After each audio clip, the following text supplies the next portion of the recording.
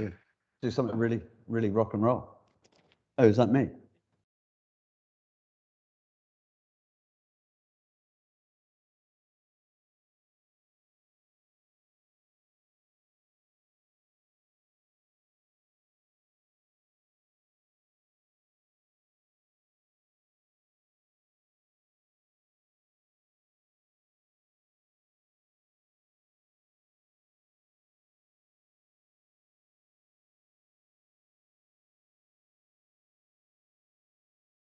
Test 1, 2, 3. Okay. Okay. No. Is mine ready? Yeah, it's working. Ready? Hi, good afternoon, everybody. My name is Rohit Ghai, and I'm the founder of 10 Leaves. We are a consultancy here in the UAE. With me today, I have Bashir Shiblak, who's the partner legal at 10 Leaves. And we have Derek Watson, who's the founder of an exciting technology company called Entry Technologies. And we'll know more about that as we start our panel discussion. So today we're here, as the title suggests, startup in the DIFC. But we're trying to give a perspective on this whole startup ecosystem. We're trying to stay away with what you can glean from the internet, because that's something which you can read later. What we're going to have here is not a slideshow. We don't have many slides. We're trying to give you a discussion, and what comes out of the discussion is what is the advantage of setting up in the DIFC, and why making this ecosystem makes sense, and what are the possibilities for this kind of an ecosystem. So let's look at what we're going to have today. We start off with a brief on advantages of setting up an innovation license in the DIFC, and also the VC fund manager license, which is recently created in December 2020. Now, how do they tie in together is also something we'd explore. We'd quickly go through that, just the salient features, because some of our people who are tuned into MS Teams today would like to know more about how to set this up. So that's what we're giving. We give them a small introduction on that, and then quickly go on to the next part of it, which is the VC funds and structures available, which Bashir would talk about what kind of VC funds you can set up here. Again, just basic information so that we can move on to the panel discussion. And the panel discussion is all about how the DIFC can establish an ecosystem and what are the possibilities behind that. So let's start with innovation licenses in the DIFC. As you may know, the DIFC innovation license is a subsidized license for 4 years, and it comes in at $1,500 for a license per year. But that's not the only part of it. I mean, if you need subsidized licenses, you have quite a few of them in the UAE. But what sets the DIFC innovation license apart is that it is a very flexible structure. You have a multi-class customizable memorandum structure where you can bring in investors, you can bring in founders, you can have share options, share vesting plans, all in the same structure.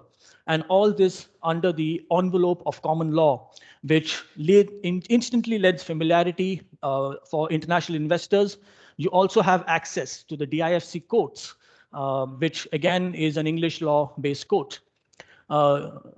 Another thing which I wanted to point out here, and not many people are aware of it, is that you get up to 4 visas on a single desk. Now, why would you do that? A startup needs initially to, let's say, have a MVP, build the technology. So you need more than just 1 or 2 people. Now, most of the packages you find in many other free zones are the 1 or 2 starter packages. But here you have up to 4 people, which you can bring in here on a single desk. And you can extend it to 2 more if you take another desk. Now, what I've seen in practice is a lot of these quickly move up from there. And if you walk across the Innovation Hub, you'll see a lot of these companies who have got funded because they were able to bring in those resources at the start at a very low cost. So that's something which I find is a differentiator in the DIFC as well. Going on to the ecosystem, and this is where the venture capital part of it comes in. The ecosystem is not just startups. Startups is one aspect of it. The DFSA has an existing restricted fund manager regime. And in December 2020, they came out with a carve out from that, which is essentially the VC fund manager regime. Now, how that helps and how that ties in is when we look at the VC funds, this is the whole advantage of it. One is that you don't have certain requirements which normally apply to restricted fund managers. For instance, you don't need a CFO, you don't need an internal auditor, and you don't need a custodian. More importantly, you don't need to physically put in capital in a bank account. Now, how that helps? A lot of times you've found that the process slows down because opening a bank account is a bit of a challenge here. When you go in for a VC fund manager, they don't insist for you to open the bank account before you get the license. So what ends up happening is you can, in theory, get this done in a month or month and a half, as opposed to 3 or 4 months. It is economical, again, because the DIFC has a very, very subsidized rate for VC fund managers. And you can start off with a desk space of $500 per month. There is the legal part of it, again, which brings legitimacy, and this is what we'll be discussing later on, wherein a lot of the investor clubs, if I may call it, a lot of the friends and family plus smaller investors who come together to make investments, now they can become legitimate VC fund managers, operate under a common law framework, and more importantly, dip into this ecosystem of the existing startups, which I at last count is 350 plus and growing with time. So once we look at this, we then start understanding how we can build this ecosystem. So here's where I'd like to have a discussion with Derek. We've had interesting discussions from the past 4 or 5 days, and he has a lot of questions. So let's go over those questions, and then we take it from there. Yeah, absolutely. I mean, one of the most interesting things that has emerged from these changes within the Innovation Hub is it's just not about startups being able to build here, but what we're seeing is sort of early stage family offices, syndicate teams being able to now be a startup themselves in building a financial investment management company as well to grow alongside it. One of the big questions I think for everybody is how do these sort of structures here compare with the likes of the Cayman Islands, Luxembourg, where we normally see these VCs being built? Okay, thanks a lot, Derek. I think that's a very important and relevant question because I don't know if I'm too loud here. I think what they achieved to create here is really to be in a jurisdiction. Am I too loud? Is it okay? In a jurisdiction that is well established, well regulated, based on common law and international standards, looking at international regulators.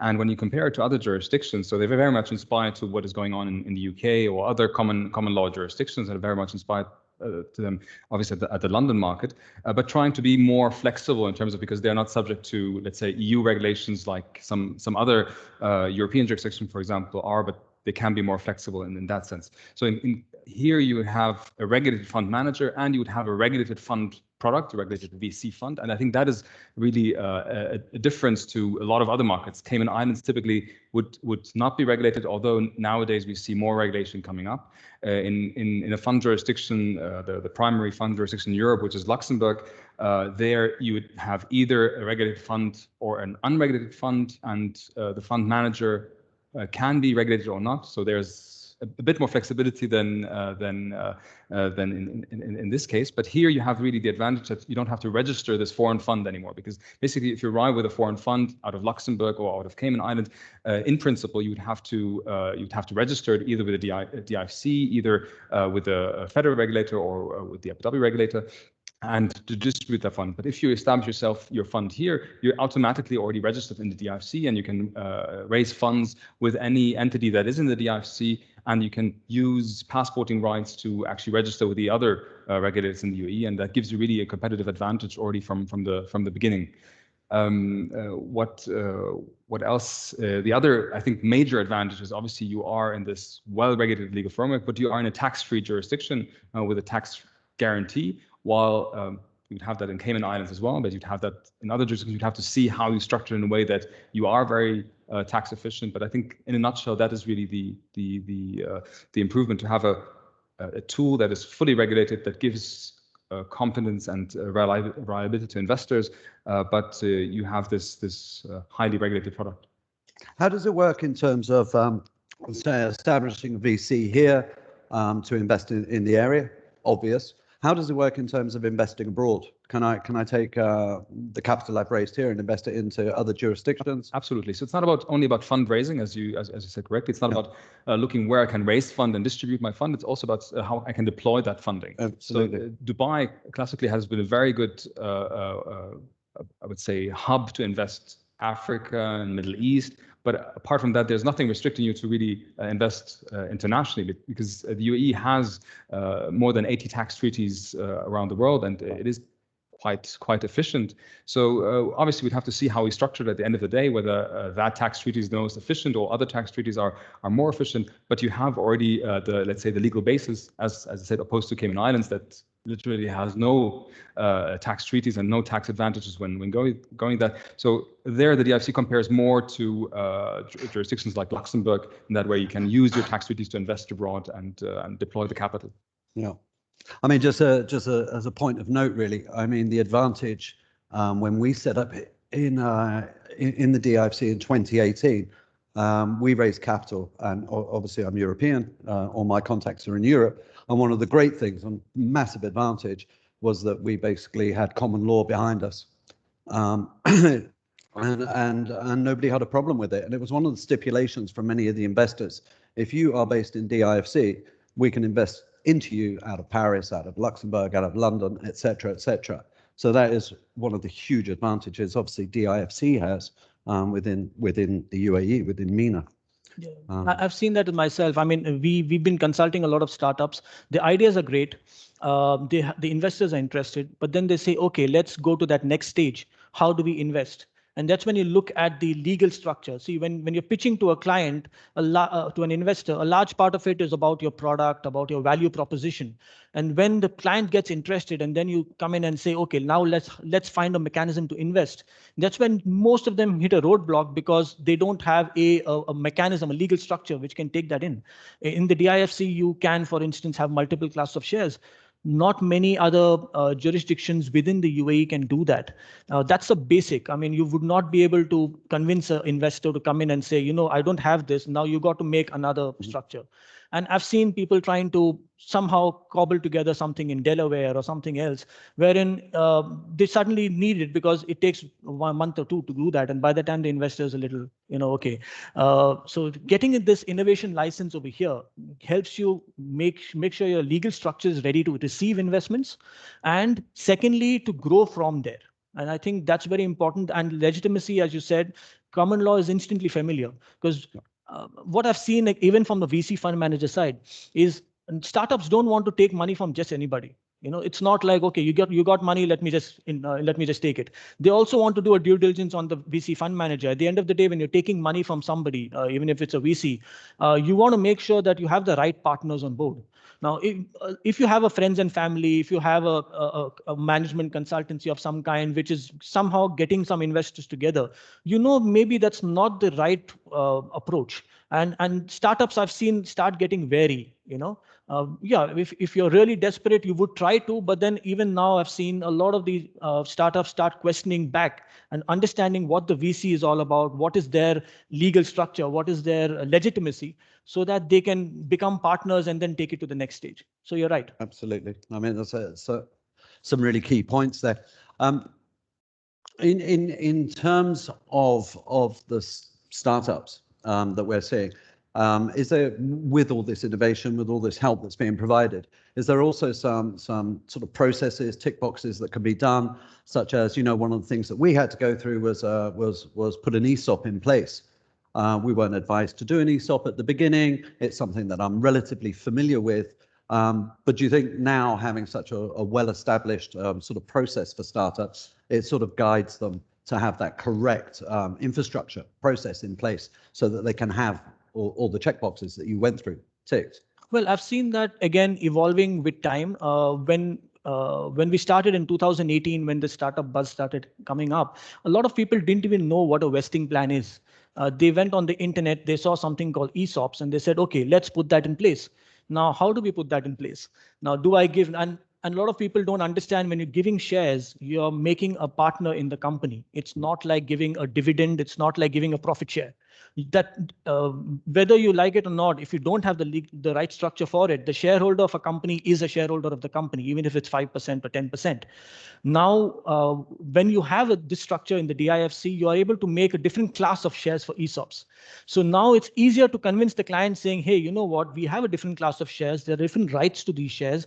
You can control a mechanism and reward the employees or reward the person you want to give this to.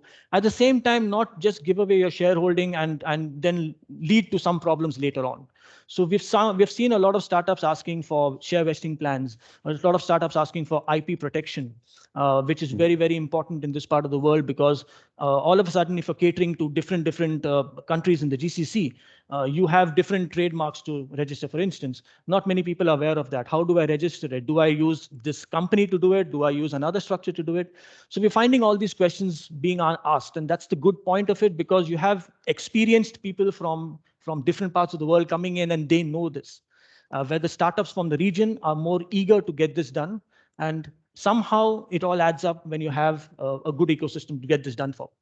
Well, it's always a problem with startups, isn't it? I mean, they've got their eye on the game, on the end game, and all these processes that need to be established so that they can actually grow, get to their Series A, B, C, get left behind somewhat. So when there is an establishment like this behind you, and you can leverage on that, it's obviously incredibly helpful.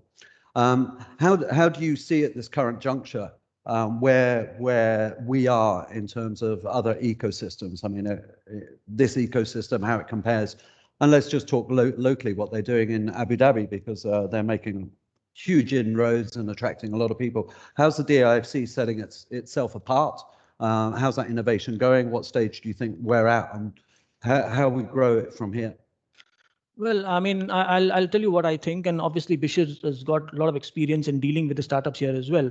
What we have seen here is it started off small. DIFC, I think the innovation license came back 1.5 years back, and now they already have 350 plus, and they're still growing.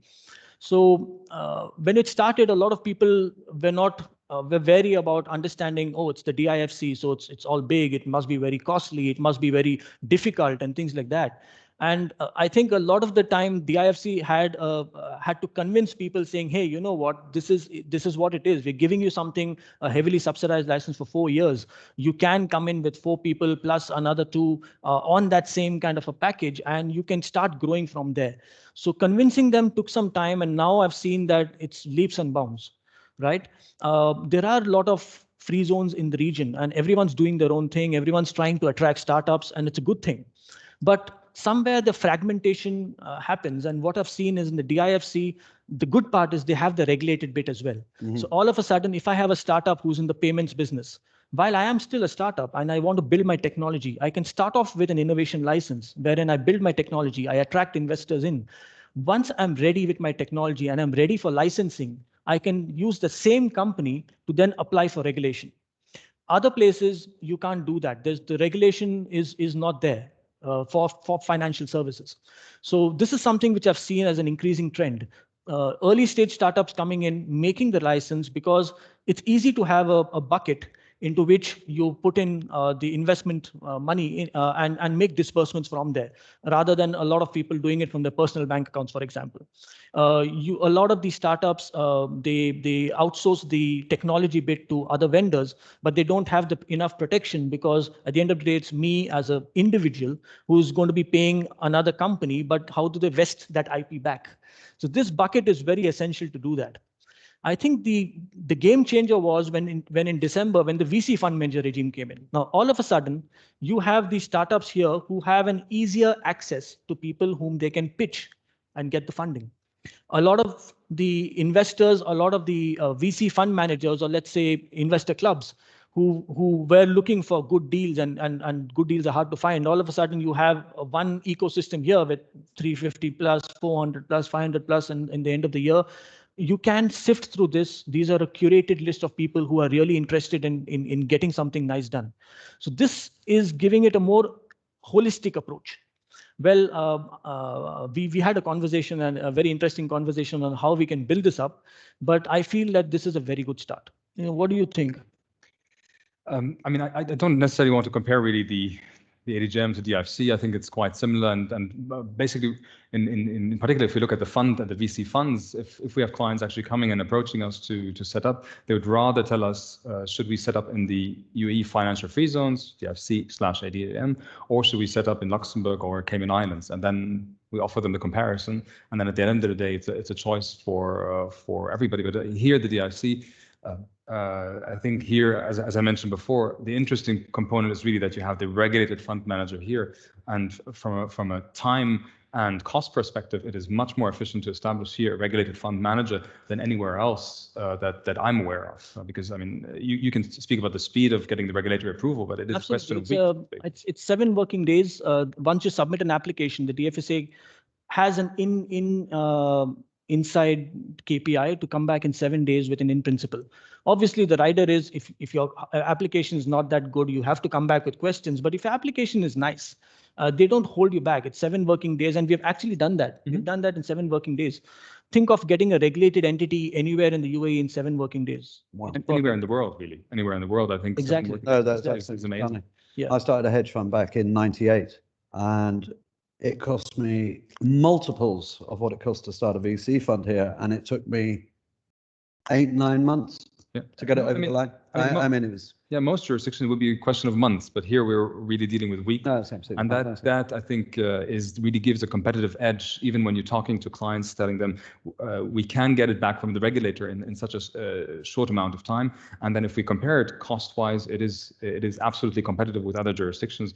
And I think this component of time plus cost really plays a major factor. But I think one of the most exciting things about this VC license is a point that you alluded to. It's bringing these sort of syndicate managers, private investors, angel investors, bringing them to the table for something that's obviously cost effective now, which can grow the ecosystem. Now, they don't need many successes and as we spoke about, to go and raise capital externally and bring that back into this ecosystem. Mm-hmm. And for me, that's in every ecosystem, one of the biggest problems, especially a nascent ecosystem where you're talking about first, second generation VCs.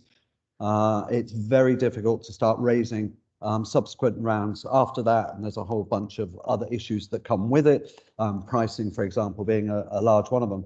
And it's a problem that we identified at N2 and why we've built a platform that actually just connects the right startup with the right investor at the right time.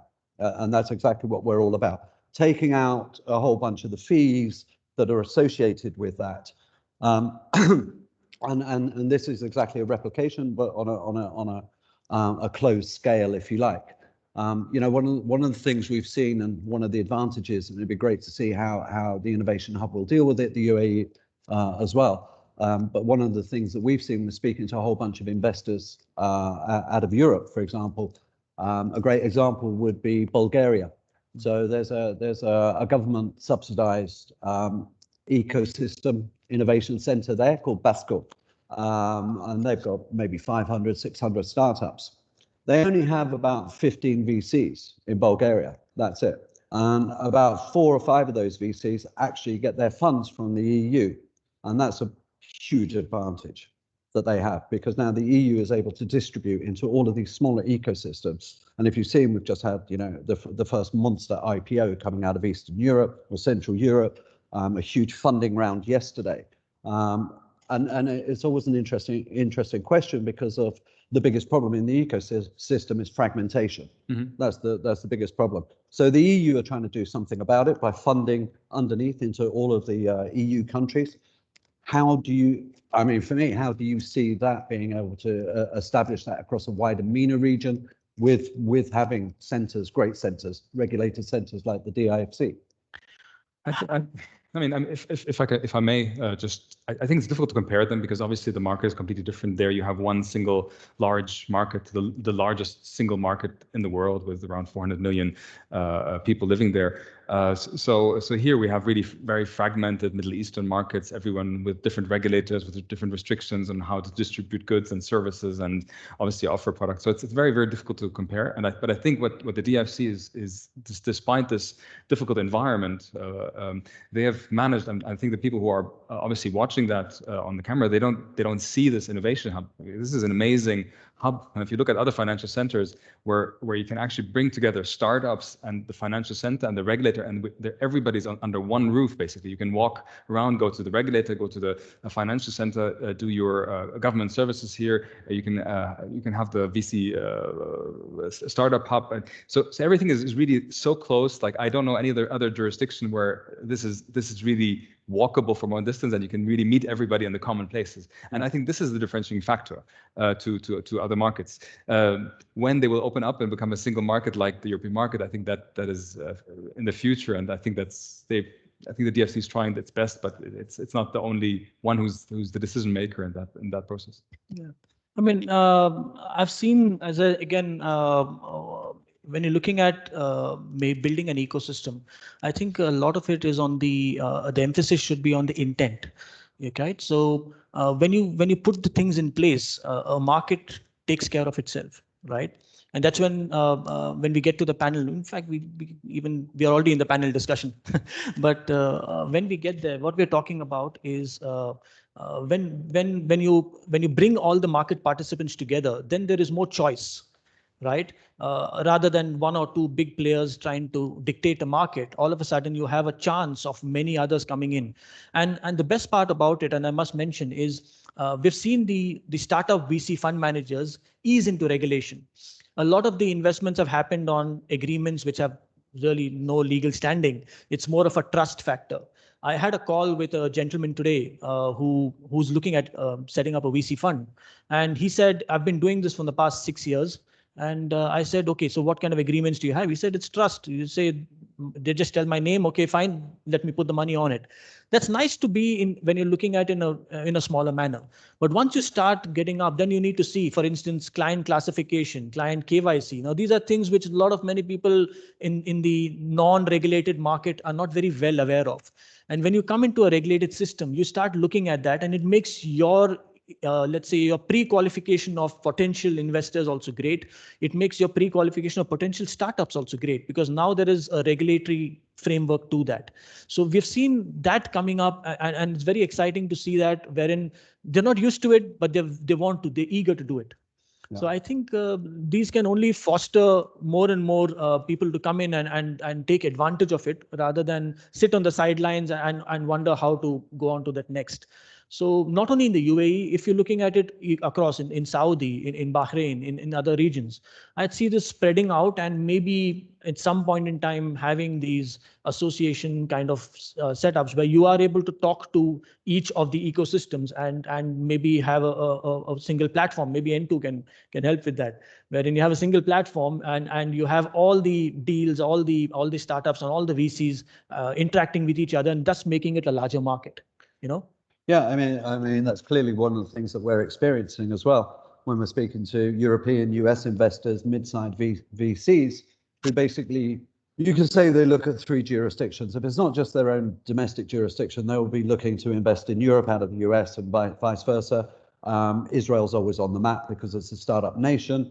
And when you speak to these guys about investing in the MENA region, the same commentary always comes up, and that is, there's too much work to do in terms of understanding the legals and where we actually sit. And this is where DIFC, the Innovation Hub, has such a massive advantage now. You can start attracting guys to coming into this region. And we're even seeing that with the bigger funds. I mean, who would have guessed that Sequoia would now be open to investing in the MENA region? We just signed them up. They've done their first transaction in Egypt, and they've got their checkbook open, and they're looking into this jurisdiction. So we see with the sort of digitalization of every single factor, you know, from building your company, building your VC within 7 days and getting going, we can now start attracting cross-border investments into Dubai, into UAE, into MENA, and start doing it. So also from a startup perspective, it must be one of the most exciting places to work. When we had the Abraham Accord, we started getting on the phones, speaking to a whole bunch of startups in Israel, and a whole bunch of VCs in Israel as well. And the amazing thing was, every single startup guy I spoke to is, what's the weather like? How easy is it to live there? The infrastructure here is so attractive that we can definitely pull the talent here. I think as growing this sort of startup ecosystem, certainly doing the right thing on the VC side, turning angel investors into regulated VCs that can attract money. You know, we obviously need to have the returns. We need the great startups coming, but from a startup perspective, it's super exciting now because we got everyone wants to live in Dubai, huh? So let me put a question to you, Derek. Now that we're talking formally on a panel discussion, right? So the theme what we thought of in the panel discussion is exciting possibilities. What are the possibilities from your experience with other ecosystems? What are the possibilities you see here? How can we grow this or take this to the next step? Now we have an idea which is coming to fruition. We have startups on one side, we have VCs on the other side. What next? What is next? We need some major results, and we need some independent results as well. We need some great innovative startups coming out of the region. That will certainly turn the limelight on. And you know, we've had some great results already, but there needs to be more of this going. I think for any great ecosystem to really exist, it has to coexist with many other ecosystems. It's one of the things that we're building out. We've already seen it. We've been connecting startups here with, I'll give you an example, with Turkish corporate venture capital companies. This wouldn't have happened without digitalizing the marketplace the way we have. We've got the footing here. I think we obviously need to keep on growing. We need to keep on attracting. We need to keep on fostering the underlying necessities that all of these guys need. And I think the big thing to really concentrate on going forward is how we get investors involved at Series A, Series B, Series C, because we don't have that. That's something we do not have. If you look at the big sovereign wealth funds here, they're not, to a degree, really not supporting it. They support it through investing in some of the local VCs here, but they're not supporting it because they do investments all over the world. Of course, they need to diversify as well. What we need to do is concentrate on how we get that next level of investor attracted, bring them into this ecosystem so they can support the growth of our startups going through the later rounds. I think from a startup entrepreneur's mentality, I think there needs to be greater vision. Maybe we need to attract more creatives here with a global view. And really, to be a global ecosystem, you need to have a global view. You know, the whole bunch of guys sitting in Silicon Valley making apps that we all use every single day. We need to be having that view as well, because we're such a the planet is such a melting pot. Why should an Arab-speaking nation just think about an Arab-speaking area? Not at all. We can do great things here, and we need to expand that globally. I think Israel is a fantastic example of how that can happen. You know, they have got no serious Series A, B, C investors, but what they do have is a population that's tech savvy, uses tech, and they have probably the best testing ground on the planet. But the minute they expand out of that, they go and get money out of Europe, they go and get money out of the UK or the US. And that ecosystem, however fragmented and dirty it is, kind of works. And what I think we have here is the underlying foundations to build something way better than that. We can attract the talent, and that's certainly true. We have the foundations to build solidity on acceptable terms for absolutely everyone. We can attract VCs to the area now. So I think it's just everybody working together. It's all about inclusivity, right? And getting everybody involved, everybody working together. We've got the greatest place to do it. So perfect. Derek had mentioned something about standardization, which spoken about now. The terms which come in now, even Series A, Series B, pardon my ignorance, but that also changes. If you're in Europe, the Series A is something else. If you're in Bangalore, the Series A is something else, as in the volume. Also, what kind of standardization of terms, if any, are you seeing in this region? Are you finding that VCs are now coming together with a standard set of terms and conditions, or are you seeing that evolving? What is your thought on it? I don't think there's really like a regional standard for these kind of funding rounds, but obviously what they're looking at is Delaware, is the US market, and the good news is that if you know obviously terms or standards that you're used to in those markets, you can bring them back to the DIFC, because the DIFC is a common law jurisdiction. So what is possible in other common law jurisdictions is also possible in the DIFC, and I think that is the good news. Obviously, the development in Europe is a bit different because it's driven by other market forces, but the same thing applies. What is possible under a civil law jurisdiction in Europe, most of them are civil law jurisdictions except for the United Kingdom and Ireland, is also possible in the DIFC, because obviously the contractual liberty is quite large.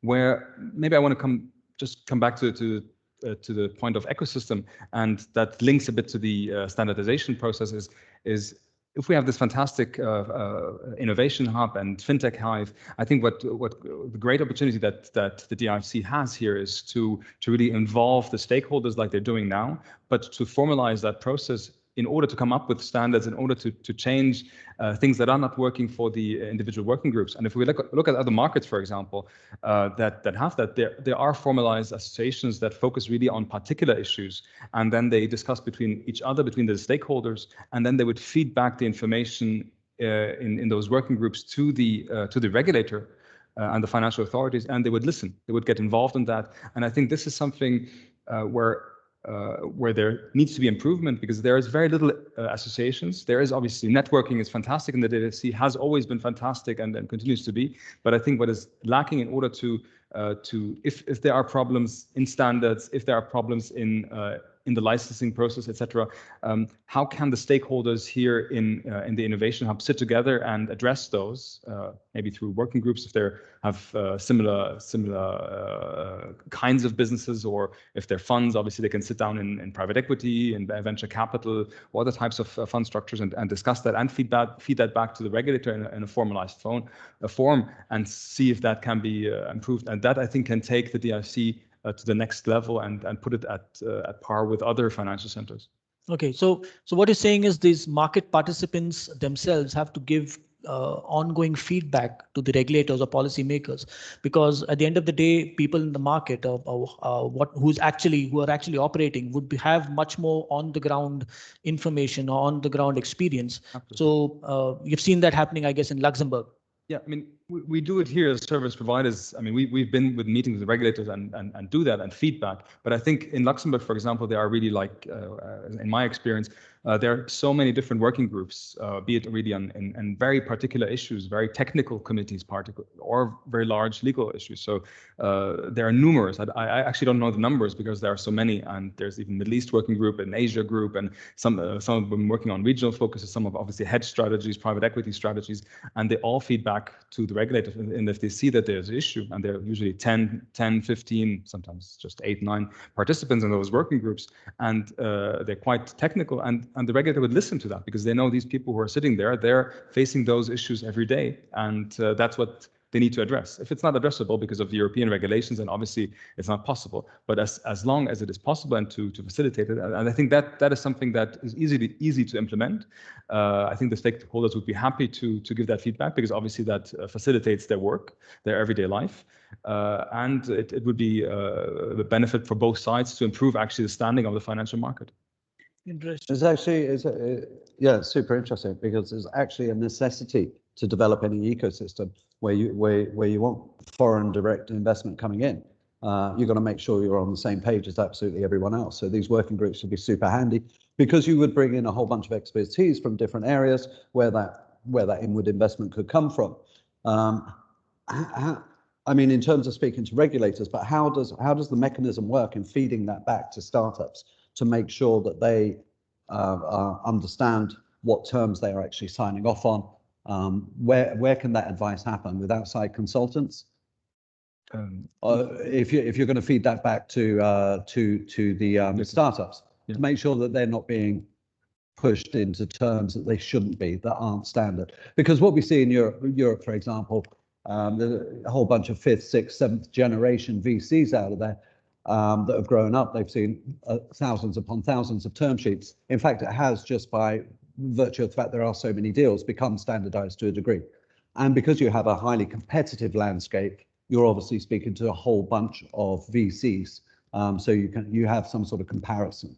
Yeah, I think here what is happening is that it simply refers to the standards of other associations. So we've seen, obviously, in terms that they refer to the Venture Capital Association in the UK or US associations and the standards that are developed in those markets. And by that, they're adopting that standard and it's becoming market practice as well. So maybe that answers your question a little bit. There's no regional standard so far because they're looking at the international markets, which is not the bad thing. But I think there is a possibility, obviously, to create a local standard and to accommodate local practices as well. So I say, but Bish is volunteering to be that working group guy. Not really. And I don't mind. Actually, we do a lot of work even with Saudi-based clients who are looking at coming into the region, into DIFC, into also from the VC side. Now, again, this doesn't necessarily, in my opinion, have to be UAE focused only. It can go further on. Saudi is a big market, and we have the GCC per se. If we are able to create a regional think tank, right? Maybe not as integrated as the European Union, but because there are different rules and regulations, but at least a commonality. As you rightly said, a lot of startups have found they don't know the basic terms of when you're coming in with an investment. They're happy that you're getting an investment, but they don't see the downside of it. They don't see how much control the VC may or may not exert. They don't see what performance-based KPIs they have to adhere to. Are they unreasonable? I mean, how do you negotiate with a VC? Is it only going to be a one side, oh, I'm so happy that I got an investment kind of a story? Or is it going to be like, yes, we're coming in as a partnership. I have an idea. We've got something which great going. It's nice that you want to invest in us, but do we have the right partnership? Is it going to work? I don't know whether those kind of questions are being asked at this stage. I would love it if we have somewhere down the line, not just money coming in, but also saying, yes, what value add can the VC get to me other than maybe a newspaper saying that, yeah, we've got funded. What next? Can we get some, are we sure we made the right deal? Are we sure we made the right decision? This is where I think, as Bashir said, you have an association of startups. You can actually speak with someone. Most of these startups are 5 months, 6 months old. I've seen getting funded as well. Maybe you don't have enough experience in taking money, or you don't know what these terms mean, or what's, and most VCs, I understand, correct me if I'm wrong, you would have a standardized version of everything, right? You would not customize it to everybody. So it's, in some places I've seen as more of a take it or leave it kind of a thing. So are we able to sit and consult the startups, as a group, saying that, yes, this is something which makes sense. Similarly from the VCs as well. It's great to have a startup with a great idea, but do you have experience enough? I'm talking about the startup venture capital fund managers. Do you have experience enough to understand that this company can go to the next level? Does it have are you being unreasonable and asking unreasonable terms? You've heard terms in which doesn't make sense. We had a call 1 or 2 months back where the VC was saying, I want to do this, I want to do this, I want to do this. And me and Bashir are sitting and thinking, that's not possible. That's not, forget about being fair. It's not possible. No. But but the VC wants a great deal for their investors because they're also answerable. Well, that's the whole thing about the circle of money, and everybody's on it. I think that advice needs to come. I think those associations need to come. I think that information needs to be fed back. So some young startup without the experience to do it, and obviously without the funds to go ahead and get that fantastic advice. You don't want these guys abused at the same time. I'm not saying they are, but you don't want that to happen. But what you really want to happen is some sort of take advantage of common law here and be able to open up at the next rounds. You want to make sure that paperwork is in place, is correct, and can attract other investments in here. And there has to be some sort of help given to those early stage guys so that they actually do it. This is a great precursor for Sunday's session when we'll be talking about investor readiness and all the bits and pieces you need to be put in place. I think, I think most young startup guys think investor readiness means you've got your tap shoes on and you've got a great deck. And they forget about actually you're a businessman now, and there's an awful lot of responsibility that you have for your stakeholders, for your employees, et cetera, et cetera. And it's a huge undertaking. It's a huge job. And with the help of ecosystems, innovation centers, fintech hives and the likes, that support system can exist and help them. And obviously with that help, you can develop success going forward. Tell us more about N2 Technologies. I mean, you've been here, you are part of the DIFC Innovation Hub. You have something great going. It's nice to see that you've come up with a digital platform. I'd love to know more so everyone can see what you're bringing to the table. What are you trying to create, or what are you trying to disrupt, as they say? And what is your Sunday session going to be focused on? Yeah. Well, I've been in financial markets for a long time. And I come from public markets, managed hedge funds, et cetera, and sort of moved on what I like to call the bright side, speaking to young startup companies, interesting guys. I met an awful lot of them looking after my portfolio companies. Obviously, the inevitable question comes up, can you help us raise capital? And I thought, well, it should be relatively easy. I mean, I've raised enough money for my hedge fund. I've got a pretty good Rolodex. And when I entered that world of sort of raising capital for fantastic entrepreneurs, I realized how fragmented it was, how difficult it actually is to get in front of the right person. And once you are in front of the right person, to make sure their motives are true, whether they actually have capital to invest. You've got the same problem on the VC side as well. You want to see a whole bunch of deal flow. But a lot of the deal flow, the moment you open your mouth to anybody and say, I have money to invest, you'll get sent all sorts of stuff. And that's why you hear the common thing, you need to see 1,000 pitch decks to make one investment. In this world, that just doesn't have to happen.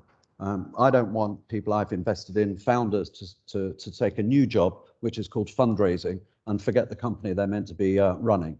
And it literally is a full-time job. So we created a very simple, I like to say it's a simple algorithm that just basically takes both sides of that need. So we can qualify the startups and send those to VCs based on, we have about 500 live data points that we base this matching on. So if you're a VC, you will only receive deal flow that's relevant to you. We've taken all transaction fees off the table. We don't take any equity in companies if they successfully raise. So it makes it very fast and very fluid. We've got over 500 qualified investors on the platform. We've had over coming up to 1,000 startups on the platform since we launched in August. And yeah, so it's certainly moving forward. It's certainly digitalizing a very archaic and difficult process and making it super easy. Letting entrepreneurs get on with what they're good at, and that is hopefully building great companies, right? Perfect. We have a session, Investor Readiness, on Sunday, 13th of June. Can you give us like a 2-minute snapshot of what's going to be covered? Why should we attend the session? What's interesting in it? Yeah, I mean, as I touched on earlier, you know, a lot of startups, you know, investor readiness for them is just is doing the song and the dance, right? And they want to speak about the great tech that they've built and the great problem they're solving. And there's a lot of advice, and everybody, myself included, the first thing that we do is we jump on the net and we'll read a whole bunch of documentation from 500 startups, Y Combinator, this is how you should do it, this is what you have to do. And what's not really mentioned is if somebody is interested, if there's a sparkle in their eye, there's a lot of diligence that's going to happen before they're going to part with their beloved dollar bills. And that includes all the legal stuff that we've alluded to. It includes all your employee contracts, IP contracts, your accounts, your financials, and all of these things. Huh? Your shareholders agreement. Shareholders agreement. Actually, your founders agreement, which I'd spoken to you a few years ago. So there's all these things, and you know, founders are essentially super excited about what they're doing. And no criticism to them. That stuff is kind of boring for them. That's not what they're interested in doing. They're interested in building product, getting product market fit, getting out to market. That's what they love to do. That's why they're doing it. So, you know, the investor readiness conversation that I like to give these guys is basically find the best way of making sure that you have all your ducks aligned.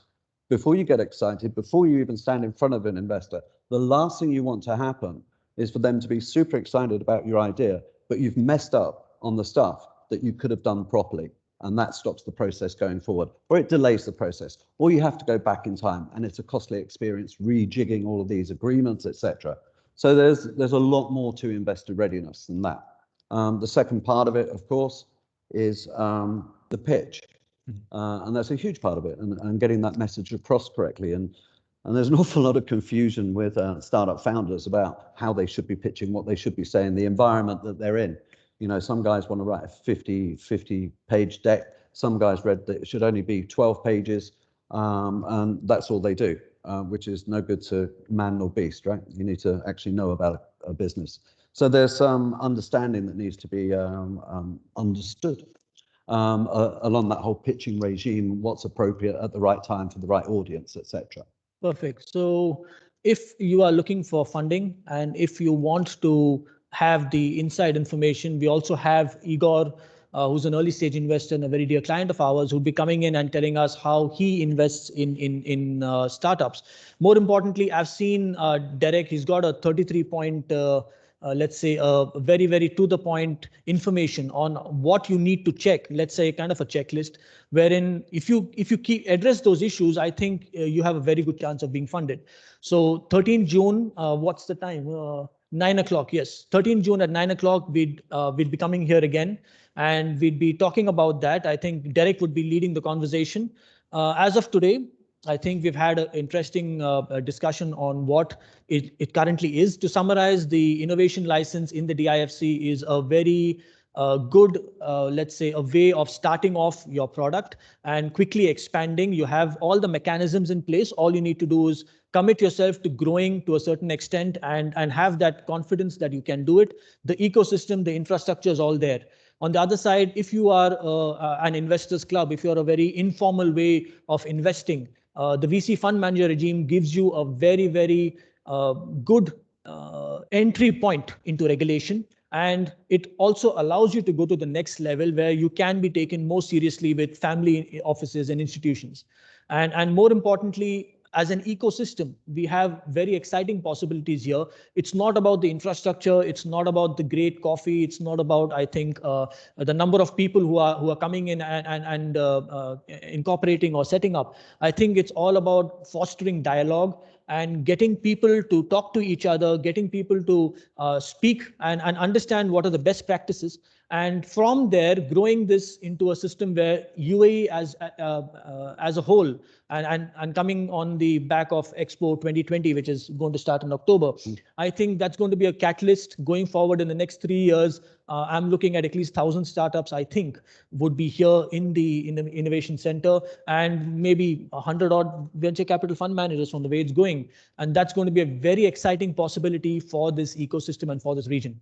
So thank you so much, Derek. You've been very, very insightful. Thank you so much, Bishir, for coming in. Thank you, everybody who's watching. We would have the recording hopefully on the internet as well. And you can also catch us on our websites. And we're looking forward to seeing you on the 13th. Thank you so much. Thank you. Thank you very much. Oops.